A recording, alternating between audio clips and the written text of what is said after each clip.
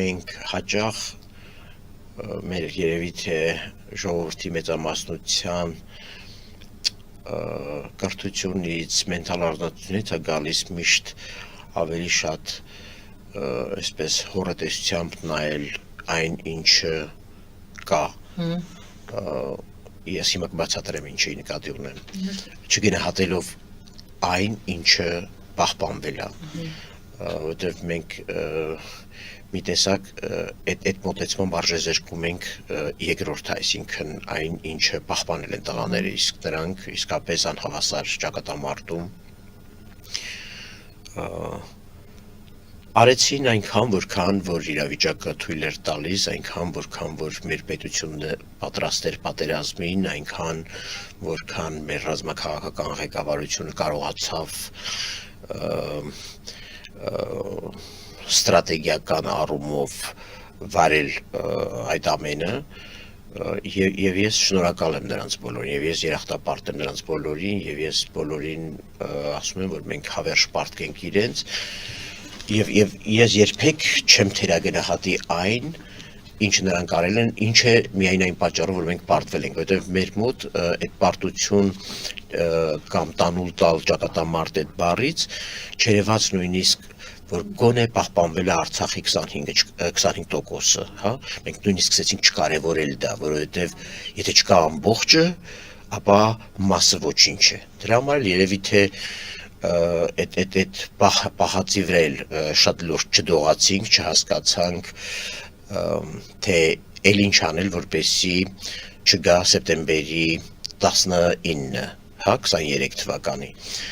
Ես խորապես համաձայն եմ տված գնահատականի հետ, որ մեր պատմությունը, մի տեսակ եւ իրականությունը արդեն դարձել է մինչև սեպտեմբերի 27 եւ դրանից հետո։ Ես համաձայն եմ, որ հասարակության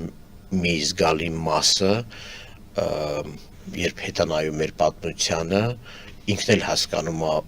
ինչի մեջ ենք եղել եւ ինչու ենք հասել այս հանգրվանին։ Բայց ես համաձայն չեմ, որ մենք ամբողջությամբ ենք գիտակցում հետ պատերազմյան իրավիճակ, որովհետև էլի եմ կրկնում, եթե մենք հասկանայինք, թե ինչ ահռելի ուրեմն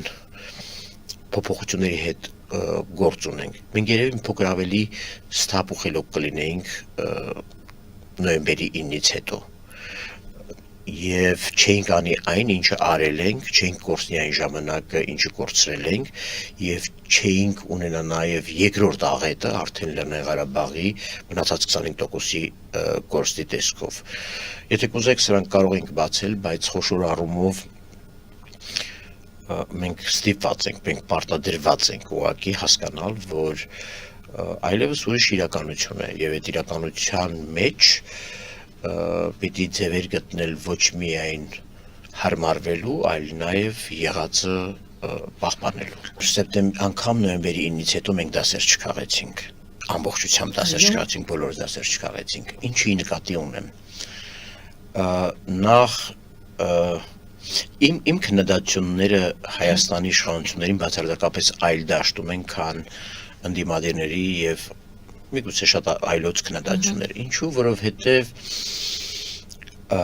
նախ մենք շատ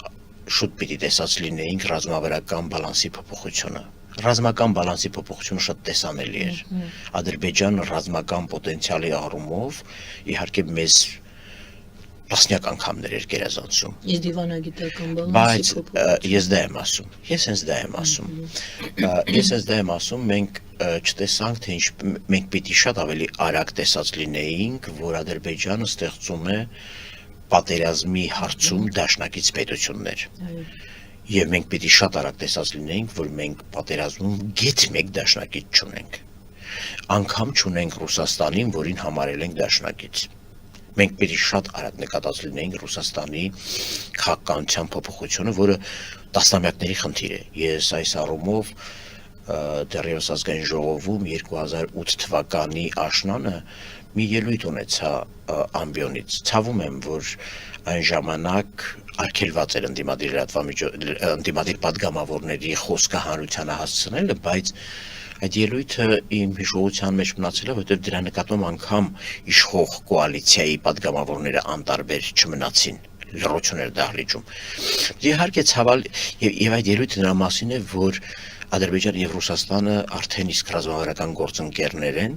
եւ ռազմավարական գործընկերության հուշագրում, հռչակագրում, որը միջպետական պայմանագիր էր, ամրագրվել է, որ ուղղակի Ռուսաստանը ամեն ինչ անելու է, որպեսզի Կոսովոյի տարբերակ չլինի Արցախի դեպքում, որպեսզի Արցախի հակամարտությունը լուծվի տարածքային ամբողջականության շրջանակներում եւ պարտավորվել է Ռուսաստանը շուտապույտ ջանքեր գործադրել։ Սա էական էր հասկանալու համար եւ ես խոսում 2008 թվականի աշնան մասին։ Բայց այն ժամանակ իմ եւ իմ նման մարդկանց ձայները մարգինալ էին, շատ փոքրամասնական են եւ դրանք որևէ մեկին հետաքրքիր չէին, դրանք հանրությանը չէին էլ հասնում արկա լարվածական իրավիճակի պատճառով։ Բայց ինչևիցե հասանք 20 թվականը, հայտնաբերեցինք, որ պատերազմի առաջին շաբաթվա ընթացքում մեր դաշնակցի արտգործնախարարը ուղղակի երկար ծավալուն հարցազրույց տվեց Ռուսաստանի լրագրողներին եւ հայտարարեց, որ մոտավորապես հայտարարեց, դա մեր պատերազմը չի։ Այսինքն ամբողջ տեքստից կարելի է հասկանալ, Ռուսաստանն ասում էր Արցախի վրա հարձակումը դա իմ պատերազմը չէ։ Եվ ասում էր Հայաստանին թե նախկին, թե ներկա իշխանությունները շատ լավ գիտեն, որ այդ տարածքները պիտի ուշ թե շուտ, սա իր բառերն են, ուշ թե շուտ վերադարձվեն։ Այսինքն, եթե իրենք համարում են, որ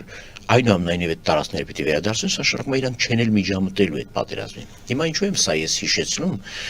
որ մենք պիտի հասկանայինք թեկուզ եւ առաջին շաբաթվա ընթացքում այս կարգի բաները, ոչ միայն այս կարգի բաները, լիքը այլ նշաններ են եղել, ուղղակի ժամանակը խնայելու համար չեմ ուզում այդ բոլոր փաստական տվյալները բերեմ։ Մենք պիտի հասկանայինք, որ ուղղակի այսքանից հետո էլ մի հատ էլ գնալ ռուսական խաղապահության ճանապարհով, սա մեկ այլ աղետի է բերելու։ Ես Եվ որ իմ հիշողությունների մեջ վերջին շաբաթվա ընթացքում հատկապես սեպտեմբերի 19-ի օրվա խորհրդով հիշեցի, թե ինչպես որպես հանրային խորհրդի նախագահ հանդիպում պահանջեցի արտաքին գործերի նախարարությունում, փակ հանդիպում եղավ, իմ հետ վերցրել էին նաև հանրության մեջ առկա մտավորականներ, փորձագետներ, որոնք ուղղակի իրենց կարողությունների չափով այդ շրջանում անում էին ամեն ինչ թիկունքում պատերազմի սպասարկման համար, եւ ես մտահոգված նամակներ էի պատրաստել ՄԱԿ-ի անվտանգության խորհրդում բոլոր անդամ երկրների դեսպաններին, որոնցից մի 2-3-ին անձնապես ճանաչում էի, շատ մտերիմ եմ եղել եւ ասացի ես ուզում եմ նամակներ ուղարկենք, որովհետեւ տեսանելի է, որ այլևս մենք տարածքները կորցնելով գնալու ենք, արդեն ջրականի մոտ ճեղքումը տեղի էր ունեցել, մի քանի կիլոմետրանոց հայկական զինված ուժերը գտնվում էին, այսպես ասած, կոլապսի եւ շփոթի մեջ։ Իմ հարցը հետեւյալն էր, երբ ենք պատրաստվում դիմել ՄԱԿ-ի անվտանգության խորհրդին։ Ինչու եմ սա ասում, որովհետեւ ես պատկերացնում եմ, որ եւ որ մենք հետ ենք նայում այդ կետին ձեր ասած հարցադրման նշանակներում, ուր կարող էինք գնալ, ինչ հնարավորություն ունեինք, որը կարող էր մեզ ուր տանել եւ ինչ չենք արել, ես սա եմ տեսնում առնվազն, որովհետեւ 44 օրյա պատերազմի ընթացքում ՄԱԿ-ի անվտանգության խորհրդի 2 նիստ է տեղի ունեցել։ 2 նիստն էլ տեղի է ունեցել ոչ մեր նախաձեռնությամբ։ Առաջին նիստի նախաձեռնողները եղել են Գերմանիան եւ Բելգիան։ Երկրորդ նիստի նախաձեռնողները եղել են Ֆրանսիան եւ Ռուսաստանը։ Ինչու եմ սա շեշտում, որովհետեւ այդ նիստերից մենք որևէ տեղեկություն չունենք, որովհետեւ այդ նիստերը նույնիսկ չեն էլ հեռարձակվել։ Մենք չգիտենք էլ ով ինչ ելույթ է ունեցել այնտեղ։ Եվ դրա համար ես կարծում եմ, որ մենք առաջին բանը, որ պիտի արած լինեինք, այո, պիտի դնեինք ՄԱԿ-ի անվտանգության խորհրդի 4 բանաձևերի ուժով կատարման խնդրի հարցը տանեինք այնտեղ, որ ըստ էության այդ բանաձևերում, այո, եթե նույնիսկ այս հարակից տարածքներ կոչվածները ՄԱԿ-ի անվտանգության խորհուրդը համարել է նույնիսկ Ադրբեջանի միջազգային ճանաչված տարածք, այնուամենայնիվ ՄԱԿ-ի բանաձևերը թույլ չեն տալիս, որ Կրակի դադարեցում էր պահանջում։ այո, մի փոքր առաջ անցնենք մեր երևակայության մեջ։ Եվ որ Արցախի ռազմաքաղաքական այդ դրա համար եմ ասում, Արցախում առավել քան չհասկաց Արցախի ղեկավարությունը առավել քան չհասկացավ, թե ինչա կատարվում մեր հետ եւ ինչա կատարվել եւ շարունակեցին պնդել ռուսական ծրագրով կանգնացնելու վրա։ Այդ ժամանակ ես նաեւ տեղեկություններ ունեմ վարչապետի ու եւ արտախորհրդանական ուժերի հանդիպումից այդ օրերին, որ տեղի էր ունեցել, որտեղ ինչ էին քննարկել, ըստ էության քննարկել էին ռուսական ծրագրով ռուսական պլանով պատերազմը կանգնացնելու հարցը, այսինքն բոլորի պահանջը Հայաստանում ցավոք այնքան բացական բաներ են տեղ ունեցել 44 օրվա ընթացքում։ Եղել է մի բան, համաձայնել ռուսական պլանին եւ կանգնեցնել պատերազմը։ Հիմա պատկերացրեք մի իրավիճակ։ Ենթադրենք Ռուսաստանը ուզում էր իր զորքերը տեղակայել Արցախում, որը ակնհայտ է ռուսական պլանի դեպքում։ Բայց եթե որն էր Մինսկի խմբում Ռուսաստանի եւ մյուս երկու երկրների Ֆրանսիայի եւ ԱՄՆ-ի տարաձայնությունը, որ Ռուսաստանը ուզում էր հակամարտությունը լուծվի իր մոդելով եւ այնտեղ տեղակայվեն խաղապահներ։ Արևմուտքը հիշեցնում էր պարբերաբար, որ իրենք որոշում ունեն, որ ոչ մի երկրի Մինսկի խմբի համանախագահ երկրի կոնտինգենտ չպետք է տեղակայվի հակամարտության գոտում։ Բայց սրան հակառակ Ռուսաստանի առաջարկը ներառում էր մերձ ռուսական, մերձ ռուս-բելարուսական ուրեմն ներկայություն։ Հիմա եթե նույնիսկ սա էր խնդիրը եւ հարցը նա էր, որ տեսեք 3 փորձ եղավ 44 օրյա պատերազմի ընթացքում պատերազմը կանգնեցնելու, բայց եկեք հասկանանք նաեւ մի բան, դա ոչ թե պատերազմի իսպար կանգնեցնելու նախաձեռնություն էր, այլ հումանիտար նկատառում, այսինքն դիերը հավաքելու, փոխանակելու համար հրադադարեր, որը պատերազմ չէր կանգնացնում։ Բայց երեքն էլ անգամ դա ձախողվեց։ Հիմա ես ինչու եմ պնդում, որ մենք պիտի դիմաց լինեինք ՄԱԿ-ի անվտանգության խորհրդին։ Որտեւ եթե նույնիսկ լուծման դաշտում էլի համաձայնեինք, այն ժամանակ գոնե չկար ուկրաինական ագրեսիան, չկար Ռուսաստանի եւ Արևմուտքի միջև այս ախռելի հակադրություն եւ արճակատումը, գոնե եթե նույնիսկ ռուսական խաղապահներ էին տեղակայվելու, գոնե դա լիներ ՄԱԿ-ի մանդատի ներքո։ Ահա թե ինչու եմ ես պնդում, որ մենք 44 օրյա պատերազմի ժամանակ պիտի այդ հարցը տանեինք ՄԱԿ-ի անվտանգության խորհրդի նախկինում կայացած 4 բանաձևերը։ Եվ եթե չկարողանայինք նույնիսկ հասնել միջազգային խաղապահ կոնտինգենտով կանգնեցնելու խնդրին, առնվազն գոնե ռուս խաղապահները Արցախում գտնվեին մանդատի ներքո, որ եթե 23 թվականի սեպտեմբերի 19-ին չկատարեին նույնիսկ իրենց պարտականությունը կամ դրանից առաջ 8 ամիս շրջափակումը, այսպես ասած, դիտարկեին, այդ ժամանակ գոնե մենք կարողանայինք ավելի անցավ միջազգայնացնել խաղապահներին, գոնե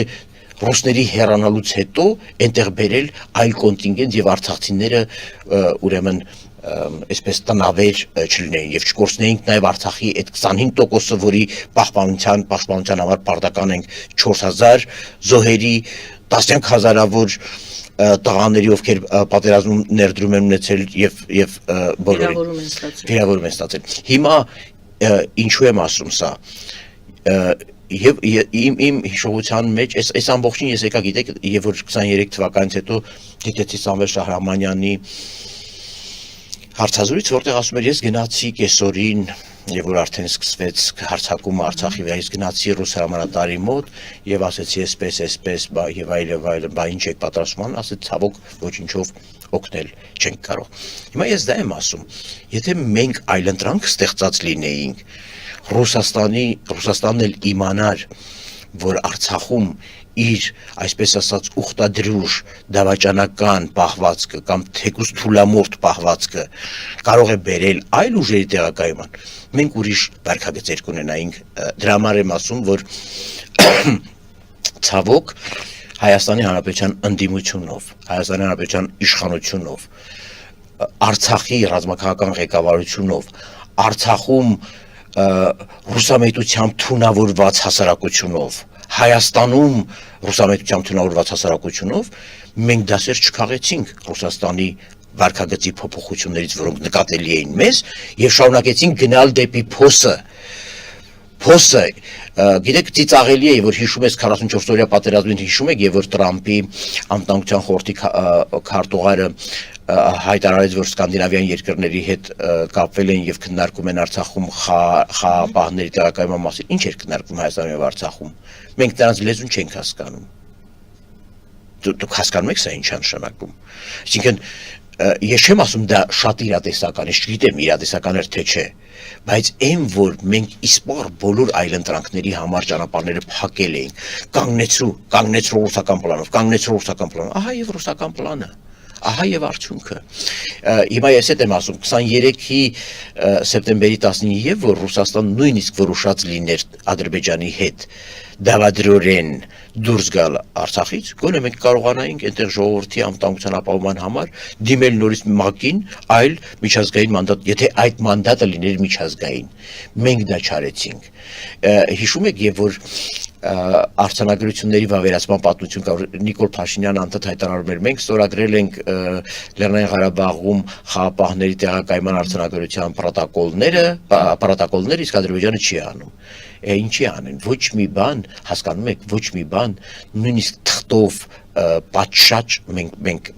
չենք ապահովել։ Դրա համար ունենք